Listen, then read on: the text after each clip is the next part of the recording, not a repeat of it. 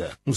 Moussa Baldé. Intermac, en toute objectivité, je pense que parmi les programmes d'équipement agricole, c'est le meilleur programme que le Sénégal ait déjà donné.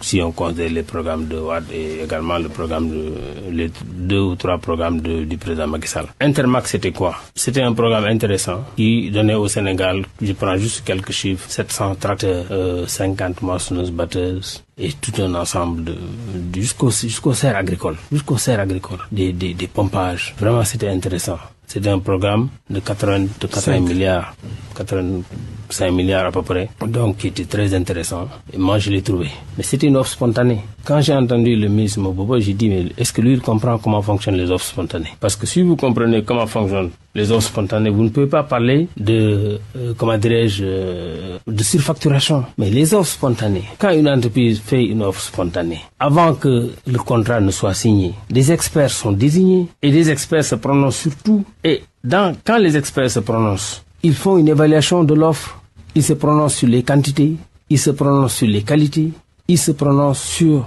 les prix. Mais ces experts sont choisis parmi les experts agréés par l'ARCOP, l'agence qui régule les marchés. Et c'est avec ce contrat expertisé que vous pouvez continuer la procédure pour parachever la signature. Donc quand un contrat est signé comme ça, avec tout ceci fait dans les règles de l'art, moi j'ai pas questionné le contrat quand je suis venu, parce que je considère que dès que j'ai su que c'est une offre spontanée... Mais vous avez proposé des modifications avec un avenant. C'est après, j'ai dit, moi j'ai pas questionné les prix du projet, parce que je considère que ça a été expertisé, j'ai pas questionné les qualités, d'autant plus que quand je suis venu, j'ai vu le contrat.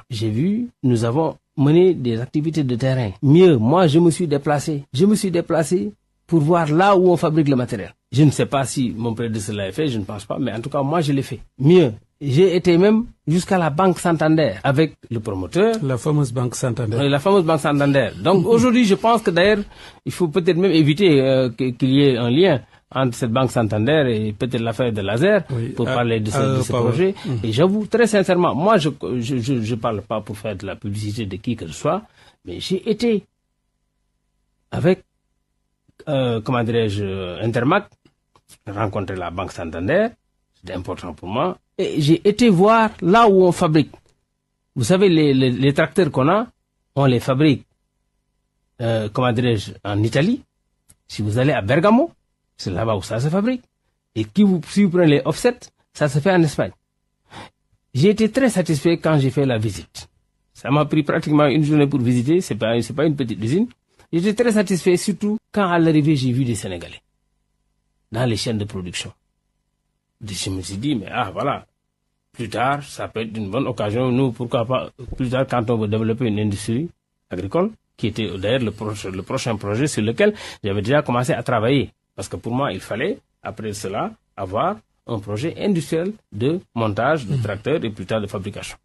Donc, quand j'ai vu ça, satisfait de ce que j'ai vu, j'ai moi-même initié un avenant.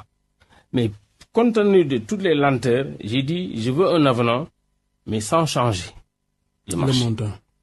J'ai modifié. Et dans la proposition que j'avais faite, et ça a été attesté par courrier, j'avais instruit le directeur du matériel à l'époque, c'était Samba Kanté, qui a écrit, c'était je pense le 22 ou le 23 mars 2023, pour dire que, sur instruction du ministre, nous voulons faire tel et tel changement. Nous devons passer de 700 tracteurs à 810 tracteurs. Nous devons passer de 40 moissonneuses batteuses à 100 moissonneuses batteuses. Ainsi de suite. Voilà ce que j'avais suggéré. Et puis, parce que tout simplement, on voulait... Mais c'est les modèles qui changeaient. Oui, les modèles changeaient parce qu'on avait vu que c'était des tracteurs de 140 chevaux. Non seulement ça allait coûter cher, et puisque nous, notre public, c'était pas forcément les agro-industriels, nous avons déjà, j'ai dit, rien que pour vous donner cet exemple-là, je pense que nous avions prévu une cinquantaine de gros tracteurs comme ça, 140 chevaux. J'ai dit, on se limite aux 2 qui sont à Dakar. Les 48 restants, on a fait des tracteurs entre 50 et 60 et 100 chevaux. Voici ce qu'on avait initié. Moi, ce que j'ai initié par courrier. Malheureusement, j'ai démissionné du gouvernement avant que l'avenant ne soit signé. En plus de cela, dans ce même projet, parce que vous savez, on nous a toujours reproché des C'est donc Samba Ndiobenka qui vous a remplacé là-bas, qui a signé l'avenant? Non, C'est pas Samuel Ndiobène qui a signé l'avenant. Je vous dis, Samuel n'a pas signé l'avenant. Moi, j'ai initié. Avant que je parte, tous les courriers étaient partis. Il y a beaucoup de choses qui étaient parties avant que je parte. Malgré le délai était court, hein, moi, j'ai fait à peine 1 an au niveau du ministère.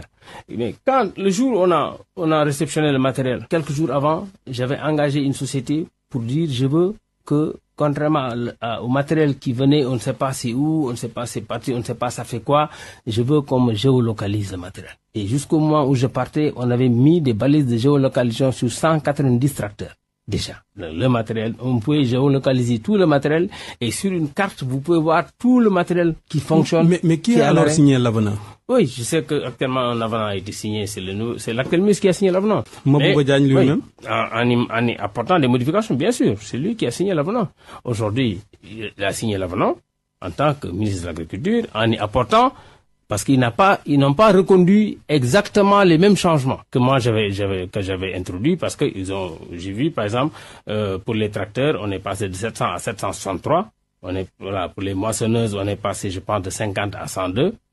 Ce qui est bien. Pour les, pour les offsets, on a changé. Mais est-ce qu'il aurait fallu signer l'avenant, d'autant plus qu'il y avait des suspicions de surfacturation? Non, je pense qu'il n'y a pas de suspicion. Les suspicions, pour moi, c'est arrivé après.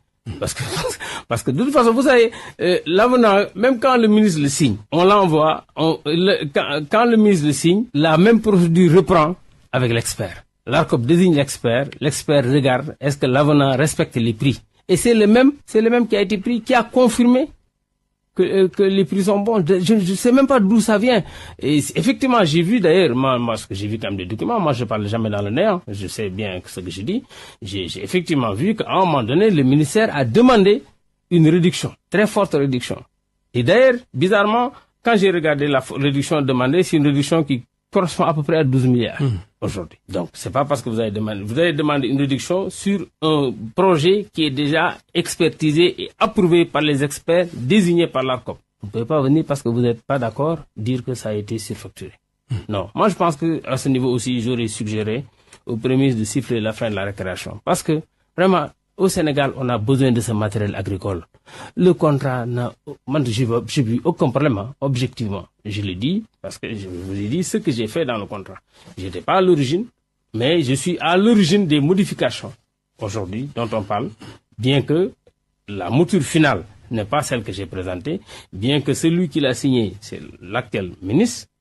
Aujourd'hui, moi je pense qu'il faut, si l'expertise a conclu pour dire que les prix sont bons, parce que quand les prix sont bons et sont conformes à ce qui était retenu dans un premier temps, ça veut dire que nous aurons plus de tracteurs, nous aurons plus de moissonneuses, nous aurons même, et j'ai vu, plus de capacité de stockage. Parce que dans le premier contrat qui était là, moi j'avais proposé qu'on change le stockage, parce qu'on devait passer d'un stockage de 3 mois pour la pomme de terre à un stockage de 8 mois. Donc, ils sont parvenus à l'avoir. Ils sont passés pour la pomme de terre de 6 800 tonnes à 15 000 et quelques tonnes de stockage.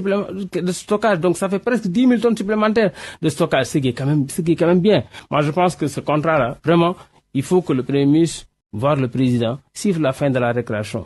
Que les gens avancent, qu'on donne le matériel parce que l'hivernage approche, que le matériel sorte, qu'on donne le matériel aux agriculteurs parce que moi, je considère qu'ils ont trop attendu d'ailleurs. Parce que c'est quand même depuis 2023 qu'on a commencé la distribution. Oui, Mabouba Diagne dit que c'est pendant devant la justice. Mais qu'il a fait pendant devant la justice. C'est pas pendant devant la justice d'ailleurs. Je sais que je ne suis même pas sûr d'ailleurs, parce que tout ce que je sais, c'est qu'il y a aujourd'hui un audit qui est en cours. Parce que moi, quand j'étais là-bas, il y avait l'IGE qui était en mission, mais pas uniquement pour ce projet. L'IGE était en mission pour les autres projets antérieurs et pour ce projet.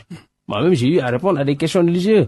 Aujourd'hui, je sais que la Cour des comptes est sur ce projet, mais le fait que la Cour des comptes soit sur un projet, ça ne veut pas dire qu'on bloque le projet.